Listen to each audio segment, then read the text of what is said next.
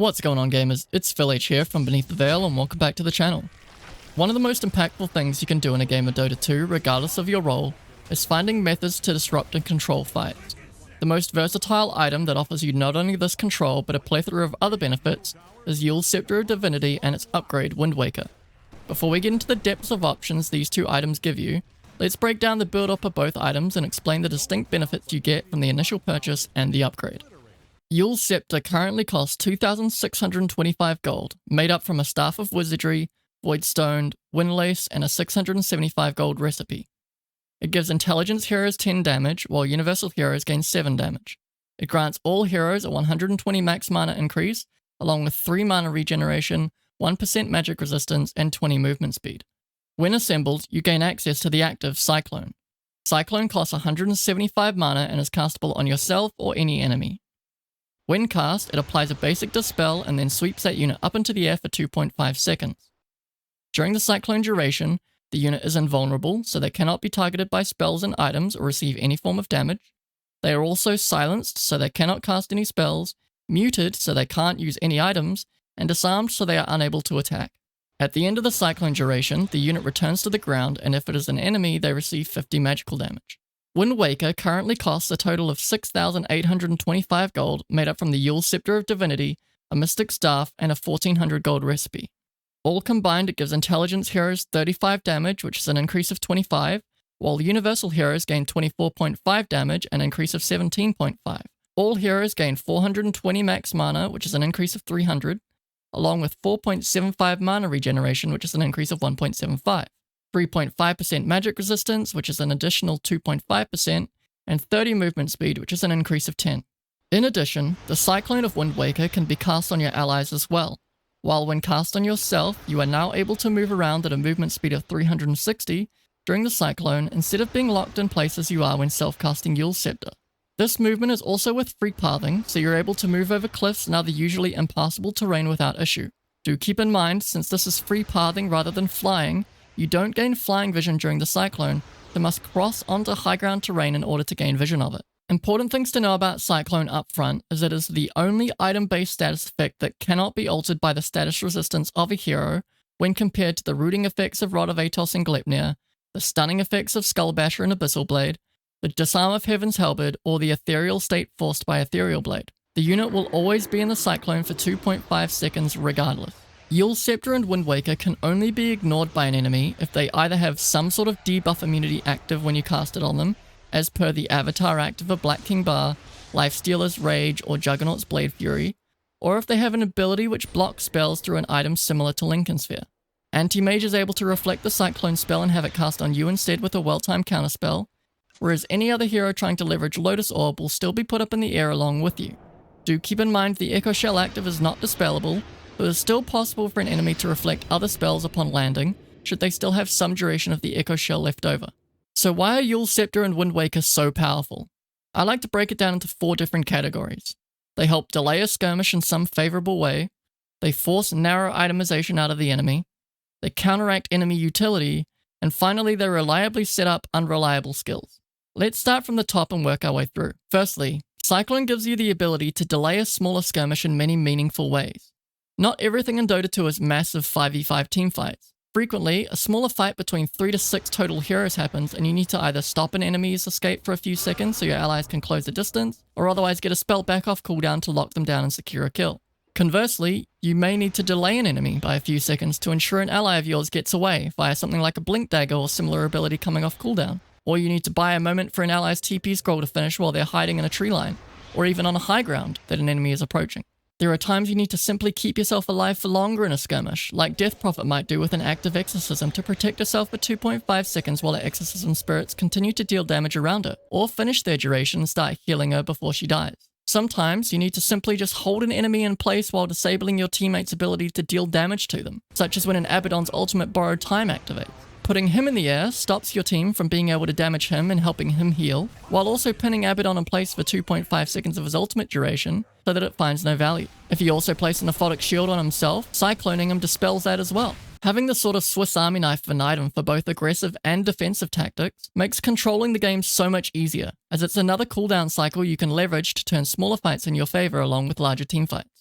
When it comes to forcing itemization out of the enemy, a Yule Scepter alone, when leveraged well, is enough to force the enemy to create an answer through itemization.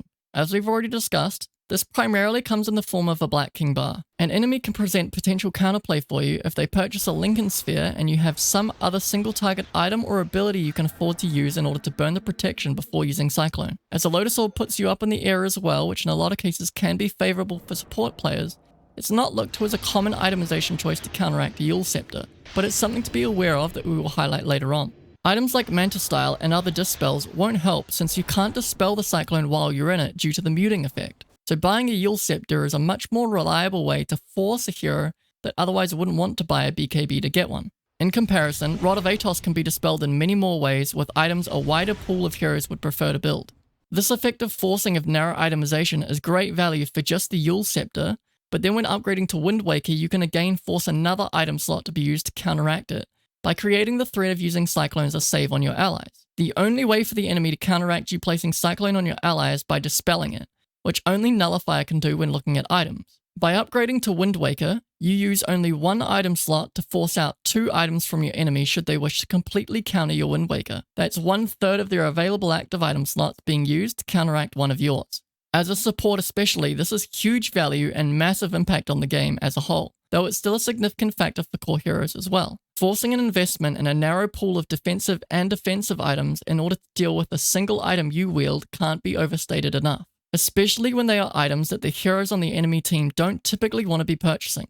As discussed in our video on Nullifier, BKB suppresses the effects of the Nullify active. So, if your ally has an active BKB while under the effect of Nullify, you are still able to get full value out of the invulnerability of Cyclone on your ally should they be about to die and require a save. Do also keep in mind that Shadow Demon's ultimate Demonic Purge works the same way Nullifier does, however it pierces debuff immunity. So even if your ally has a BKB active while under the effects of Demonic Purge, they will still come straight back down to the ground after you put them in a Cyclone. If you're enjoying this video and find value in our channel, please take a moment to consider subscribing and joining the community if you haven't already. It's a small gesture that costs you nothing and helps us immensely. Thank you to all of you who have recently helped us hit 1,000 subscribers, and thank you to the rest of you for taking the time to consider joining us. Let's get back to it. When considering how Yule Scepter and Wind Waker counteract enemy utility, there's many things to look at. First of all, Yule's dispels either yourself or an enemy. You can use a Yule's on yourself to remove 17 of the different silencing items and abilities in the game, such as Silencer's Global Silence, Death Prophet's Silence, and Bloodseeker's Bloodright, as well as 17 root effects that are in the game, such as Crystal Maiden's Frostbite or Treant Protector's Overgrowth.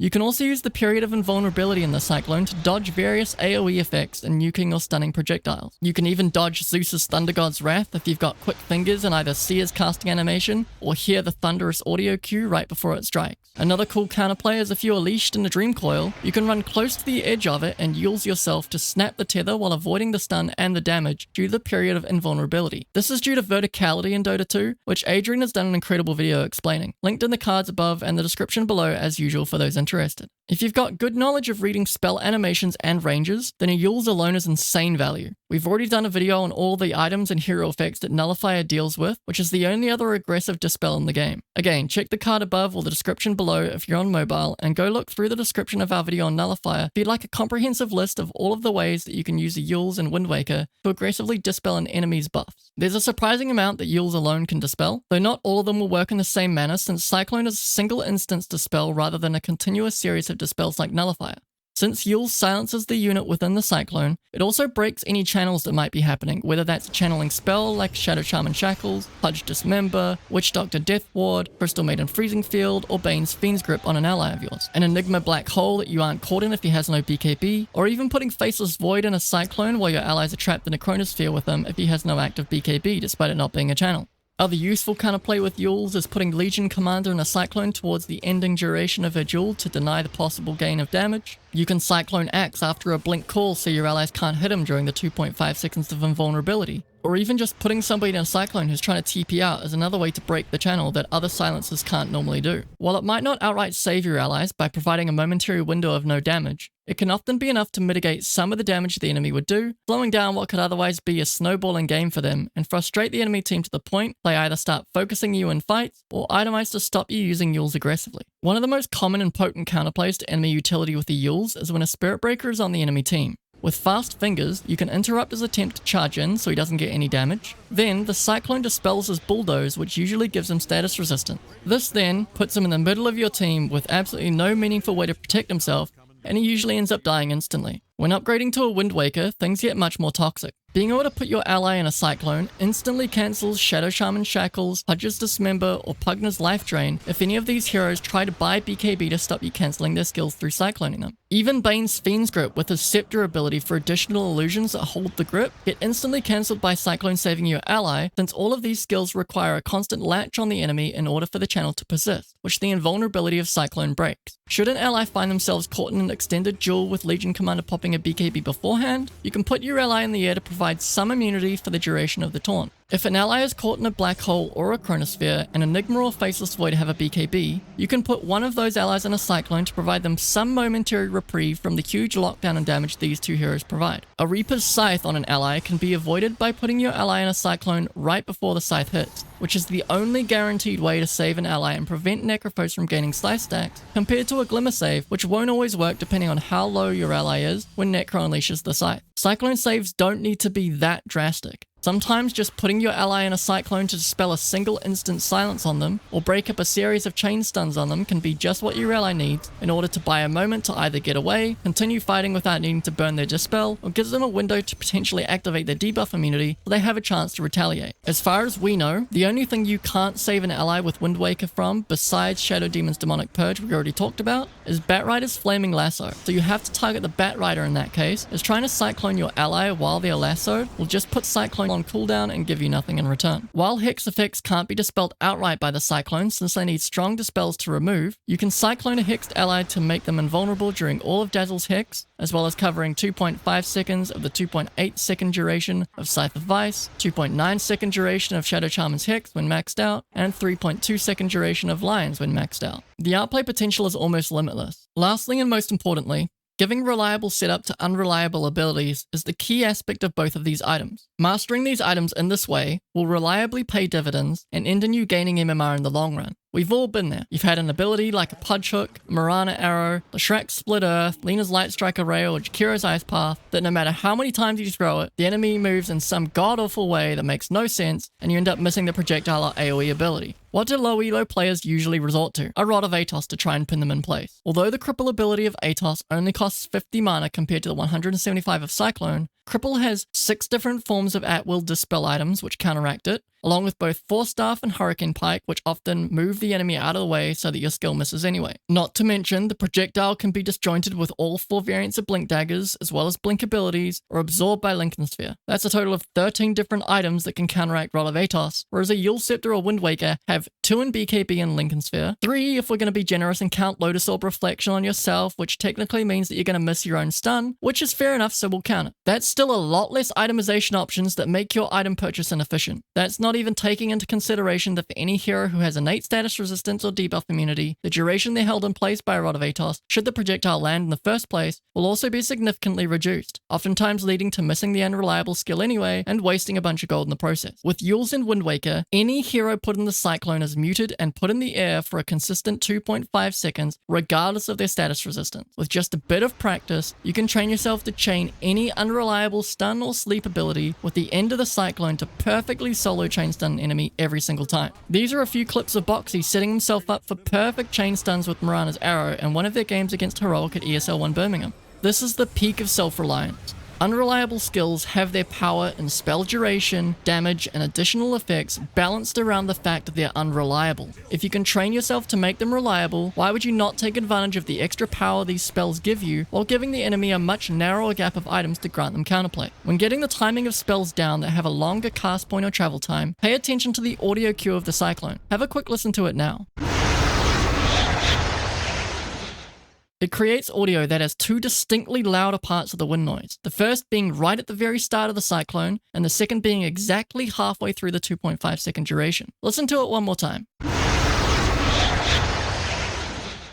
You can use these 2 audio cues as markers to consistently get down timing of when you need to cast certain spells to have it land perfectly for a chain stun. I like to divide it into 5 markers in my head. 1 at the very start of the Cyclone, 1 halfway through, 1 right at the end, 1 in between the very start and the midway point, and 1 right between the midway point and the end. Then I think about casting each spell either exactly on one of those markers, or just before or just after one of them to consistently land certain skills. We've seen recently just how powerful using Cyclone to chain a stun can be, with the popularity of Mars building Yules to set up for his Spear into Arena combo, since he waits to cast a Spear until the unit is coming back down from the Cyclone. Don't forget there's plenty of other combos that Cyclone can set up as well. Should you be new to all of this but want to start learning, start with Jakiro. Even if you were to cast his max level ice path directly after cycloning an enemy, the path takes half a second to form, then the enemy drops into the path 2 seconds into its 4.5 second duration, guaranteeing a maximum 2 second stun. Jakiro's Ice Path into Macropire does crazy amounts of damage. Get the Scepter too and watch whoever you put inside it just melt to the pure damage. From there, delay casting Ice Path more and more to the point where the enemy gets dropped onto the Ice Path right as it finishes forming, which sets you in good stead to start incorporating other heroes with unreliable skills into your hero pool. We've gone through all the heroes that can benefit from using Cyclone as a setup to either stun, sleep, silence, or nuke an enemy, and given you a jumping off point in terms of timing to start getting the different timings down for all 32 applicable spells. Since you're learning the time off an audio cue rather than having to physically cast it yourself, even for the heroes like Centaur Warrunner who wouldn't get a Yules themselves, you can train yourself relatively quickly to land a Hoof Stomp off the back of an ally cycloning an enemy, since you just wait until the enemy starts dropping and then unleash your stun. As always, if you have any questions about interactions and what can and cannot be dispelled, please do leave them in the comments below and I or a member of the team will endeavor to get back to you as soon as we can. If you found this video helpful, please consider liking the video, sharing with a friend, and subscribing to the channel if you aren't already. Good luck and happy gaming.